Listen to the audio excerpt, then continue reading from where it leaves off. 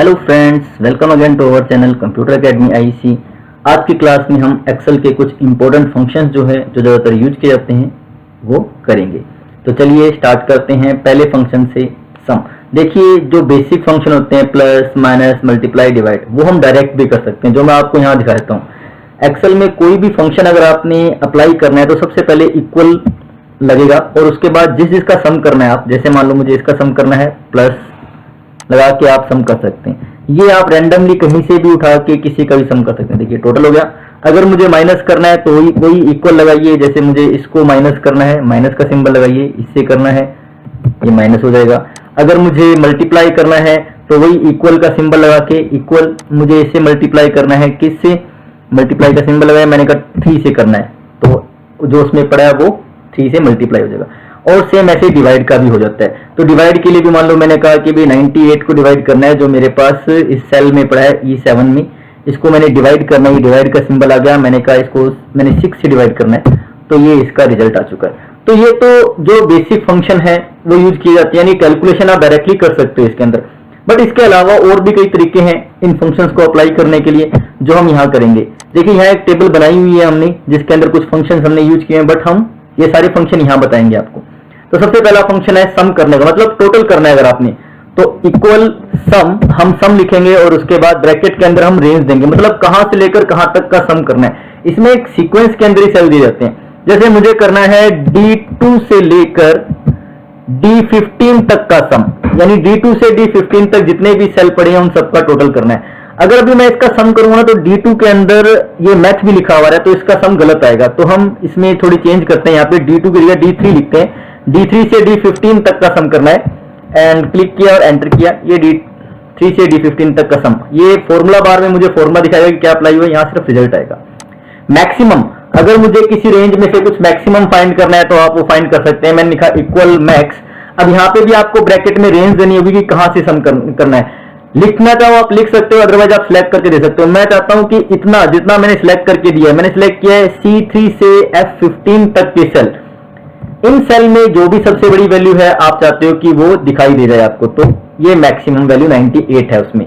इसी तरीके से मिनिमम होगा इक्वल मिन, और आपने वही रेंज सेलेक्ट करके देनी कि मैंने कहा भी मैंने इतने में से E3 से H15 तक का जो मिनिमम वैल्यू है वो आपको दिखा दिया।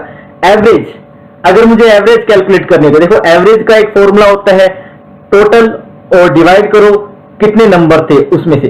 तो हम अगर एवरेज निकालना चाहते हैं तो इक्वल एवरेज लिखेंगे अपने, और उसके अंदर हम रेंज देंगे। मैं चाहता हूं कंप्यूटरों के नंबर की टोटल एवरेज निकल जाए। एवरेज क्या नंबर आ रहे हैं कंप्यूटर के अंदर, मैं ये जानना चाहता हूं। तो एवरेज 84.6923 ये नंबर कंप्यूटर में एवरेज आ रहे हैं। काउंट, काउंट हमें काउंट करके देगा, केवल न्यूमेरिक वैल्यू को काउंट करता है काउंट। देखो काउंट, और मैंने इसमें रेंज दी, जैसे मान लो मैं ना इसमें ये 4 सेल सेलेक्ट कर देता हूं, 2 न्यूमेरिक वैल्यू है, 2 टेक्स्ट वैल्यू है। इसमें F2 से G3 तक का सिलेक्ट करके दिया कि भी इनको काउंट करे क्या पड़ा है इसमें। और दूसरा ये खाली सेल को भी सिलेक्ट नहीं करेगा, खाली सेल है तो उसको भी काउंट नहीं करेगा। मैंने ये काउंट किया, देखिए इसने 2 ही दिया जबकि हमने 4 सेल सिलेक्ट किए थे। इसका ना एक फॉर्मूला और होता है काउंटा, इक्वल काउंटा।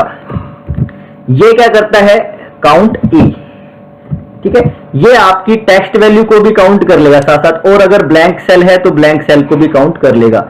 मैंने ये सिलेक्ट करके दे दिया अभी इतना और एंटर किया, तो अब इसने 14 रिजल्ट दिया है। मतलब 14 के अंदर हमारे पास E2 से लेकर L3 तक ये सेल हमने सिलेक्ट करके दिए थे, और ये टोटल 14 सेल हैं इसने दिए, 1 2 3 4 5 6 7, ये इसने काउंट करके दे दिए हमको।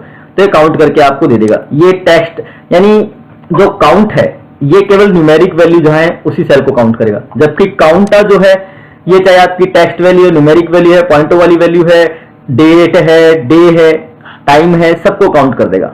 इफ, ये कंपैरिजन के लिए यूज किया जाता है दो चीजों में, ट्रू और फॉल्स के लिए, रिजल्ट के लिए। मतलब मुझे किसी पे पास और फेल का रिजल्ट दिखाना है, जैसे ग्रेड में हमने इसमें बताया हुआ है, तो मैं चाहता हूं कि जिसके नंबर मेरे 60 से कम है वो फेल दिखाई, उससे ज्यादा वालों को पास दिखाई। तो मैं यहां करता हूं इफ इक्वल, मैंने फंक्शन लगाया इफ, कंडीशन दे दी, अगर मेरे J2 के अंदर ग्रेटर देन 60 नंबर है तो कोमा लगाएंगे, पहले ट्रू पार्ट आएगा। देखिए नीचे पूरा दिखा रहा है क्या आना है, मैं कहता हूं पास लिखा हुआ है। अगर ये कंडीशन ट्रू है, मतलब J2 में ग्रेटर देन 50 आ रहा है तो उसको पास दिखाएगा, और नहीं है तो फॉल्स वैल्यू आप दोगे। मैंने कहा भी फेल दिखा दे, एंड इसको बंद कर दिया। अब देखिए J2 में मेरे पास हमने कंडीशन लगाई थी J2, ओके J2 हमने J2 में परसेंटेज लिखा, और परसेंटेज की वैल्यू बहुत ज्यादा था। हमने J2 की जगह J3 करते हैं। यहाँ पे J3 देखिए, J3 ये सेल है, 55 लिखा हुआ है इसमें, इसको फेल दिखा रहा है। J2 को पास दिखा रहा था क्योंकि J2 में परसेंटेज लिखा हुआ है, और P या जो P है इसकी स्काई वैल्यू बहुत ज्यादा बड़ी होती है, 65 से अबव होती है, तो ये पास दिखा रहा था। सम इफ, ये भी टोटल करने के लिए काम आता है, लेकिन अकॉर्डिंग टू कंडीशन। जैसे मैं सम करना चाहता हूं लेकिन कुछ पर्टिकुलर नंबरों का, मैंने कहा इक्वल सम इफ, टोटल करना है। इसके अंदर मैंने रेंज दे दी, मैंने कहा हिंदी के नंबरों का टोटल करना है, लेकिन किनका, जो ग्रेटर देन होंगे, या जो मैं कहता हूं जो लेस देन होते हैं 50 के, 50 से कम जिसके भी नंबर है इस रेंज के अंदर, उनका टोटल कर देगा। ये सिर्फ उनका टोटल किया है। काउंट इफ, ये भी सेम सम इफ की तरह ही है, काउंट करेगा जो कंडीशन आएगी उसके अकॉर्डिंग। इक्वल काउंट इफ, और मैंने वही कंडीशन दे दी कि भाई काउंट करे, ये किसको काउंट करे, इतने से में से काउंट करे, और कंडीशन क्या है, जो लेस देन है 50 के केवल उनको काउंट करे। तो 50 से कम वाली वैल्यू काउंट करेगी। दो ही वैल्यू थी जो 50 से कम थी, दो 34 थी, यही कम थी बस। रैंडम, ये रैंडमली कोई भी वैल्यू आपको निकाल के देगा। मैंने कहा इक्वल रैंड, और ये देखिए रैंडम। अगर देखिए मैं कोई एक ऐसा प्रोग्राम कर रहा हूं, कोई इसमें एक्सेल में कर रहा हूं कि मुझे रैंडमली कोई भी वैल्यू उठानी है, तो आप रैंड का यूज कर सकते हो। इक्वल रैंड देखो, रैंडमली कोई भी वैल्यू, जैसे अभी आई, मैं दोबारा इक्वल रैंड करता हूं तो ये रैंडमली फिर कोई दूसरी वैल्यू उठा लेगा। फिर मैं इक्वल रैंडम करता हूं तो अगेन ये कोई दूसरी वैल्यू उठा लेगा। तो ये अलग अलग वैल्यू देने का काम करता है आपको। इसके बाद हमारे पास नेक्स्ट आता है फैक्ट। किसी भी नंबर का फैक्टोरियल अगर आपको कैलकुलेट करना है, फैक्टोरियल क्या होता है, किसी नंबर को उससे छोटे सभी नंबरों से अगर आप मल्टीप्लाई करते हो तो वो फैक्टोरियल कहलाता है। जैसे अगर मैं 4 लेकर लूं तो 4 इंटू 3 इंटू 2 इंटू 1, तो 4 का फैक्टोरियल इन सबका मल्टीप्लाई होगा।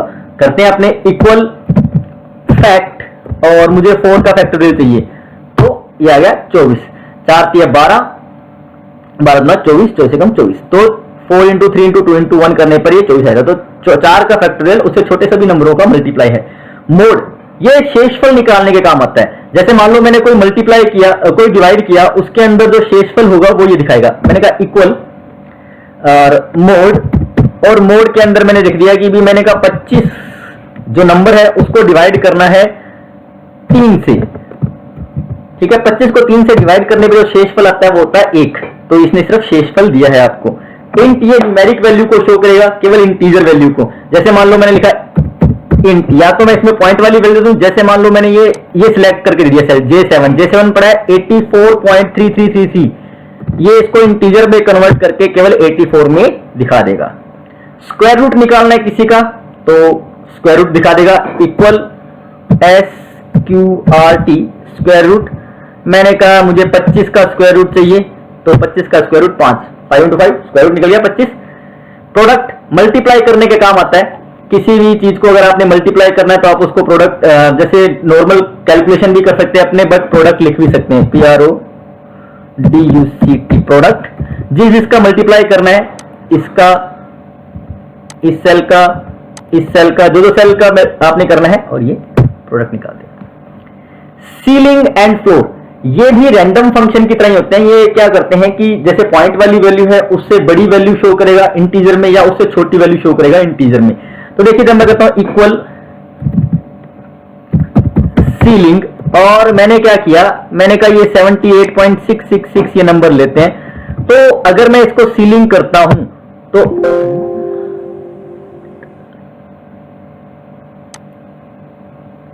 अच्छा सिग्निफिकेंट देना है। मैंने कहा इसमें सिग्निफिकेंट देना पड़ेगा आपको 1 हमेशा।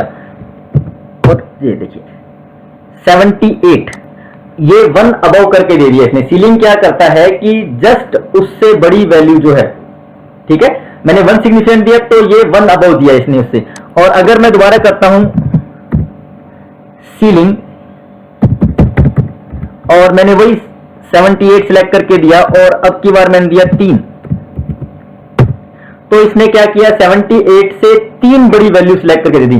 यानी 9, ठीक है, 79, 80 और 81। तो ये क्या करेगा, नियरेस्ट जो सिग्निफिकेंट देंगे वो जोड़ के बड़ी इंटीजर वैल्यू देगा। अब हम करते हैं फ्लोर को।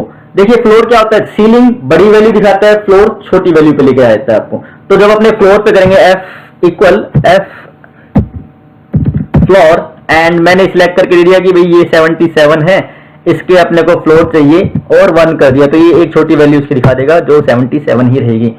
तो ये हमारे पास एक्सेल के कुछ इंपॉर्टेंट इंटीजर फंक्शन थे, मतलब कैलकुलेशन करने वाले जो फंक्शन होते हैं हमारे पास, मैथमेटिकल फंक्शन होते हैं वो ये।